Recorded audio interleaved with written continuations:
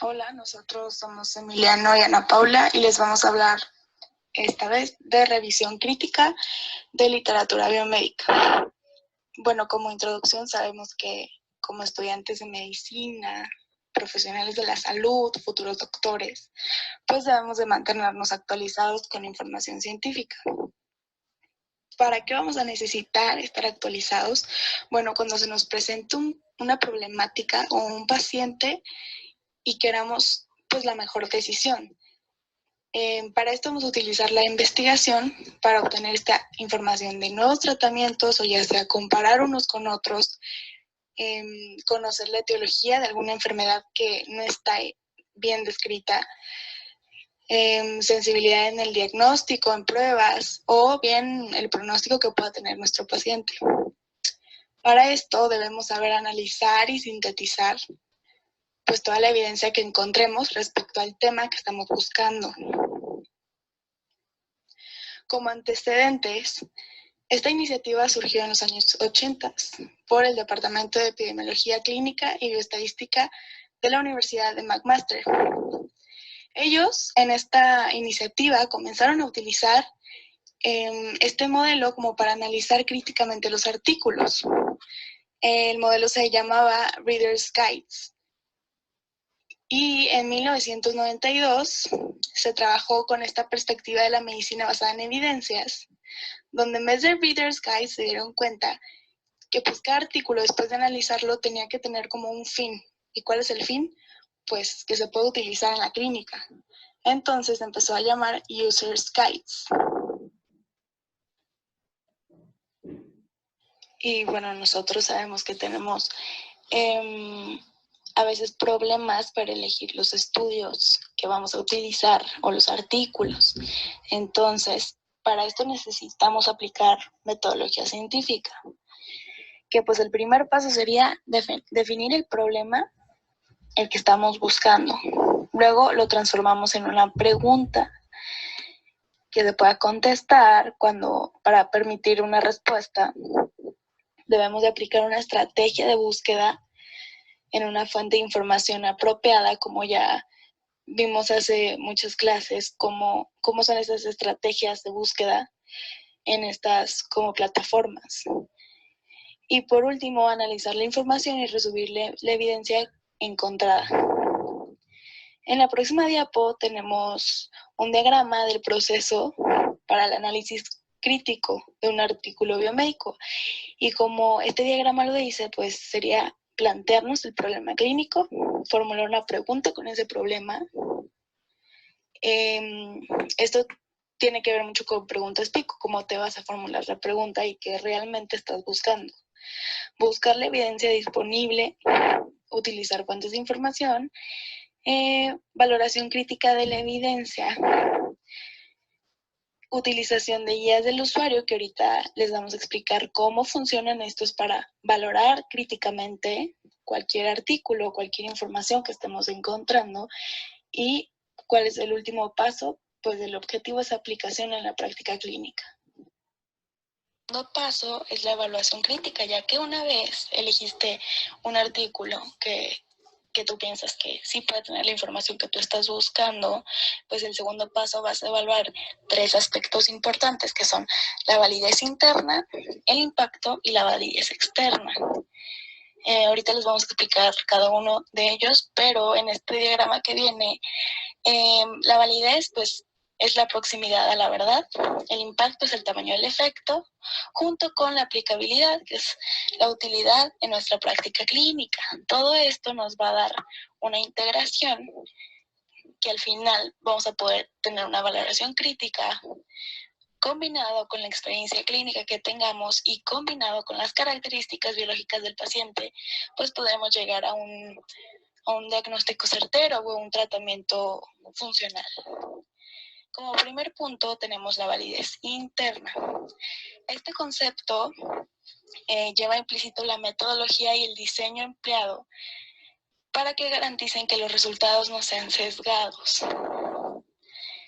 Es decir, nosotros vamos a revisar la validez interna al momento de leer en el artículo qué tipo de estudio se hizo, como ya aprendimos todos los tipos de estudio que se pueden hacer.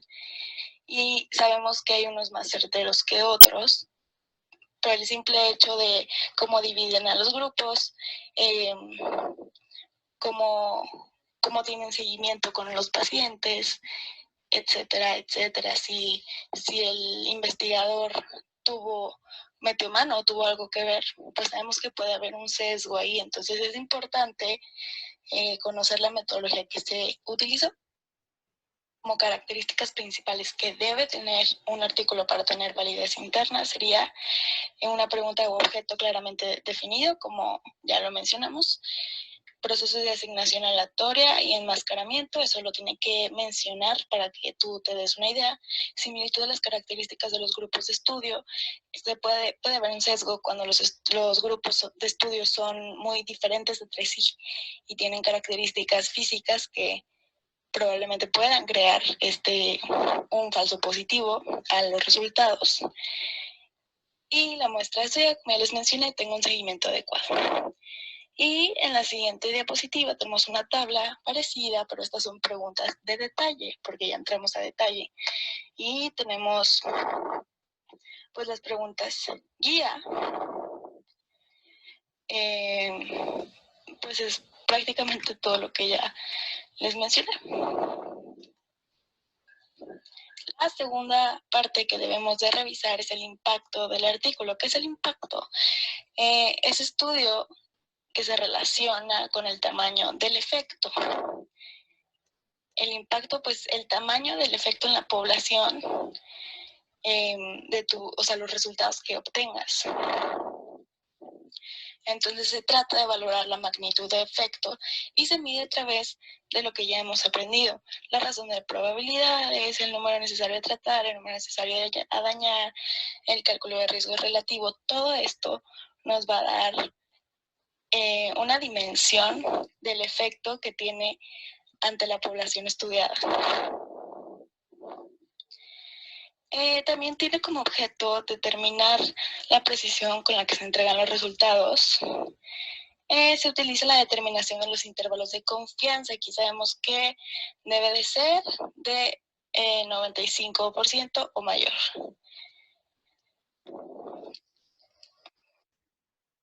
Estos intervalos de confianza se van a acercar a la realidad o a los números reales que se pueden obtener de la población. Y entonces en la siguiente diapositiva tenemos otra tablita que nos van a dar las guías de qué preguntas debemos de realizar o qué pistas tenemos. Y pues es lo que ya les mencioné. Como tercer punto tenemos la validez externa. Es la aplicabilidad, la utilidad del artículo analizado en nuestra práctica clínica. El análisis de los beneficios respecto a perjuicios y costos de la intervención en el estudio. Y aquí están incluidas las preferencias del paciente. Entonces, ya que analizamos todo el artículo desde título hasta el final y resultados y qué tipo de método y qué tipo de pues estadística o números nos dio, ahora sí podemos irnos a la tablita de guía en donde ya tenemos estas preguntas. Los resultados pueden ser aplicados al cuidado de mis pacientes y dependiendo, como ya les mencioné, de tu experiencia y de las características del paciente, pues tú ya te podrías responder. Se consideran los resultados como importancia clínica, o sea, si no se salió que cierta condición es un factor de riesgo importante con números pues superiores a 1, pero valores importantes, pues sabemos que sí tiene importancia clínica. Y los beneficios a obtener justifican los riesgos y los costos del tratamiento. También cuando estamos estudiando tratamientos, pues debemos de poner una balanza a los riesgos y costos y beneficios. Como ya sabemos, entonces al final se resume en 3 preguntas. ¿Son válidos los resultados del estudio? ¿Cuáles son los resultados? ¿Y podrán los resultados ayudarme con el cuidado de mi paciente? Que pues al final eso es lo importante de todo esto. Muy bien, y ahora que ya que vimos pues básicamente toda la teoría, en este caso del tema, Pues ahora sí entramos pues a la aplicación práctica o de cómo utilizaríamos en esta ocasión pues este análisis crítico de la información en nuestra vida diaria.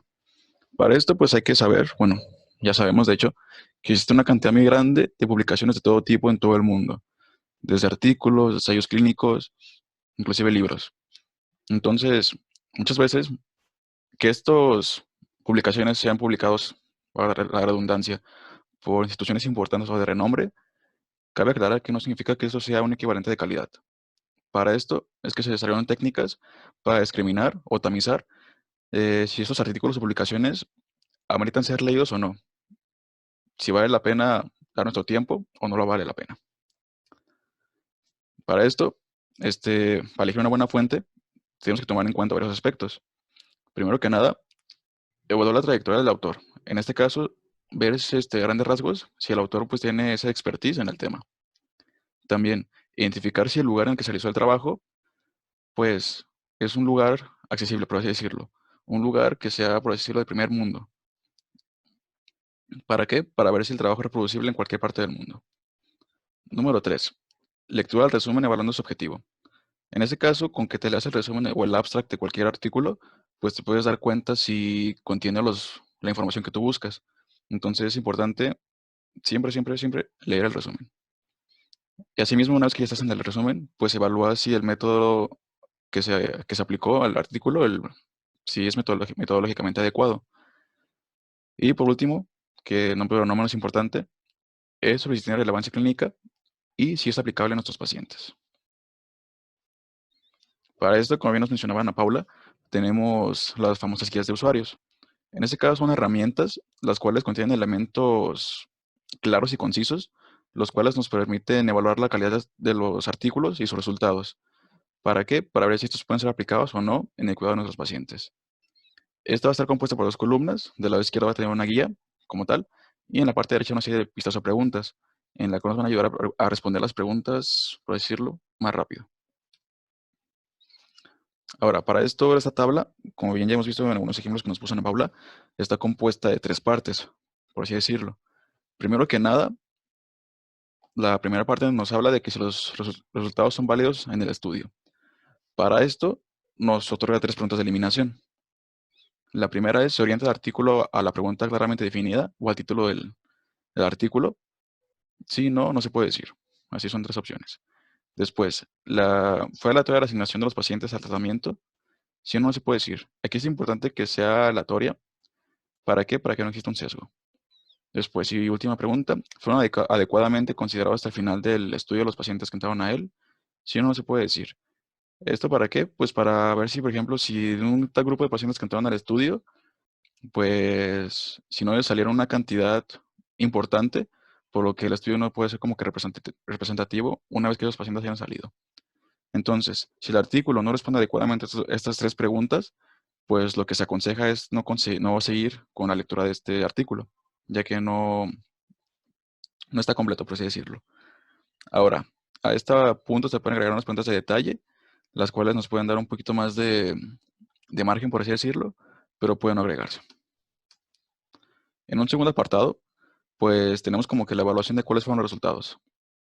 Para esto, pues, tan simple y llano como pues los resultados de la investigación. Como en caso de que sea un tratamiento, pues cuál fue la magnitud o cuál fue la efectividad del tratamiento y cuán precisa fue la estimación del efecto del tratamiento. Y por último, como bien habíamos mencionado anteriormente, pues se trata de si esta investigación, si este artículo nos va a ayudar en cuanto al cuidado de nuestros propios pacientes. Para esto tenemos estas tres preguntas, en el cual los resultados, primero que nada, nos habla sobre si los resultados pueden ser aplicados en el cuidado de mis pacientes. Segunda pregunta, se consideran si los resultados de esta misma investigación son de importancia clínica. Y por último, puede que sí sea aplicable, puede que sí tenga relevancia clínica, pero muchas veces dependiendo del contexto de cada país, puede ser que se pueden justificar los riesgos o los costos del tratamiento o inclusive como que la reproducción de la misma investigación. Ahora en este caso tenemos una guía de usuario específicamente para revisiones de literatura, en el que principalmente tenemos como primera pregunta para ver si es el artículo correcto. Pues primero que nada, si la metodología es correcta, ¿no? ¿Para qué? Para ver si los resultados que obtenidos en el mismo estudio son válidos. Para esto tenemos algunas preguntas de aquí al lado derecho, en el cual, como bien hemos visto, para buscar un artículo que sea adecuado a nuestro tema, pues tenemos que comprobar que el título esté focalizado en la pregunta clínica. Y así nos vamos con cada pregunta, viendo si es válido o no. Después, pasando a un segundo punto, pues la evaluación de resultados. En este caso, pues, ¿cuál es el resultado global de la revisión? Por decirlo, ¿cuál es la conclusión en este caso? Y cuánto preciso son los resultados en este caso de ese artículo. Y por último, pues, si esta información nos va a ayudar al cuidado de nuestros pacientes o si es aplicable en la clínica. Y ahora, pues, un ejemplo de cómo se hace todo este proceso, por así decirlo, en un artículo. Pues como bien los habíamos visto, bueno, habíamos mencionado anteriormente, pues primero que nada tenemos una pregunta focalizada al tema clínico, ¿no? En esta ocasión es una pregunta específica en el que nos pregunta si la atención de enfermería para la prevención de complicaciones en pacientes coronarios en atención primaria es efectiva. Ok, ahí tenemos el título, la pregunta del tema. Después tenemos a los autores del artículo, en el cual mediante una simple búsqueda rápida por el buscador, pues podemos ver como que la trayectoria, ¿no? Trayectoria de estos autores, junto con su respectiva bibliografía. Y por último, en el resumen, en el abstract, pues nos vamos a encontrar el diseño metodológico que se empleó. En este caso fue un ensayo clínico controlado randomizado de clúster no enmascarado pragmático. Y el lugar en donde se realizó esta investigación fue en Warwickshire, en Inglaterra. Para esto, en cuanto a cómo se realizó esta investigación, se invitó a participar al estudio cerca de 79 centros de atención primaria de Warwickshire, de los cuales 41 mostraron interés, 20 abandonaron, por lo que 21 centros se utilizaron para el estudio. De esto, los pacientes, el rango de edad que se utilizó para incluirlos a la investigación, fueron de una edad entre 55 y 75 años, con una enfermedad coronaria establecida, entendiendo que como tal un diagnóstico previo de infarto de miocardio, angina estable o vascularización por angioplastía coronaria transluminal percutánea o injerto de bypass arterial coronario.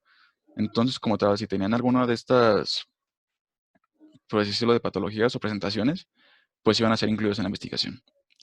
Al final se encontraron un total de 2.142 enfermos coronarios, cifra la cual se redujo a 1906 al anuncio del estudio, porque 236 pacientes o murieron, o se cambiaron de centro, o habían sido mal diagnosticados. En cuanto a la intervención que se hizo para este artículo, para esta investigación, es que se pretendía comparar, por así decirlo, la efectividad de 3 distintos grupos o de 3 distintos métodos de prevención de los enfermos coronarios en la atención primaria, en la cual se dividió en 3 grupos: un grupo de auditoría, un grupo de médicos generales y un grupo de enfermería. Entonces, cada uno de estos 3 grupos tuvo sus propios pacientes y se dedicó a cuidarlos a la manera en que ellos sabían o a la manera en que ellos creían que era la más indicada. A los 18 meses del estudio, se volvió a invitar a los pacientes que quedaban en la investigación. En este caso fueron 1.824 de los 1.906, porque en este caso habían muerto 9 pacientes, 30 abandonaron y 43 de ellos estaban demasiado enfermos para ir a las revisiones. En este caso, para evaluar como su estado actual de la enfermedad y compararlo con el previo, se realizó un examen clínico, el cual fue realizado por una enfermera ajena al ensayo. Y aquí tenemos los resultados. Aquí es importante, pues, checar cada uno de ellos, en el cual, por ejemplo, si nos vamos a un buen estado general, tenemos que la mayor mejoría se encuentra en el grupo de enfermería, en el cual mejoró cerca de un 56%. Y si comparamos todos los demás resultados, podemos observar que generalmente el grupo de enfermería otorgó mejores resultados en general, tanto en buen estado como presión arterial, nivel de colesterol sérico, hábito tabáquico y prescripción de algunos medicamentos.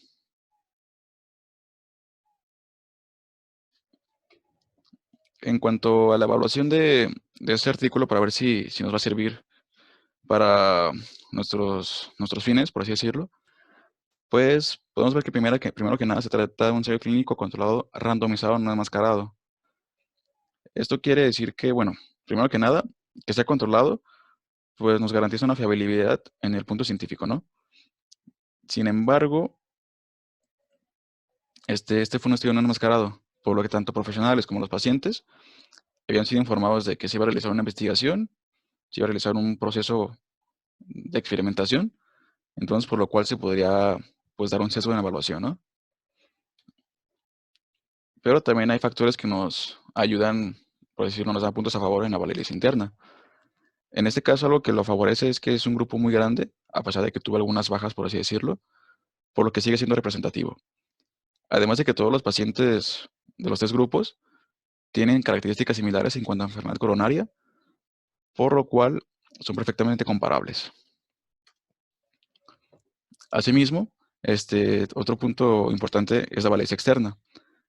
En este caso, el propósito que bien nos mencionaba Ana Paula de la validez externa es saber si estos resultados que obtenidos en esta investigación pueden ser replicables en un entorno distinto.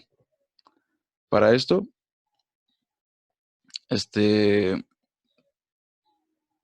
pues utilizamos guías de práctica, ¿no? Las preguntas que ya vimos anteriormente, si es aplicable en nuestra clínica o en nuestros pacientes.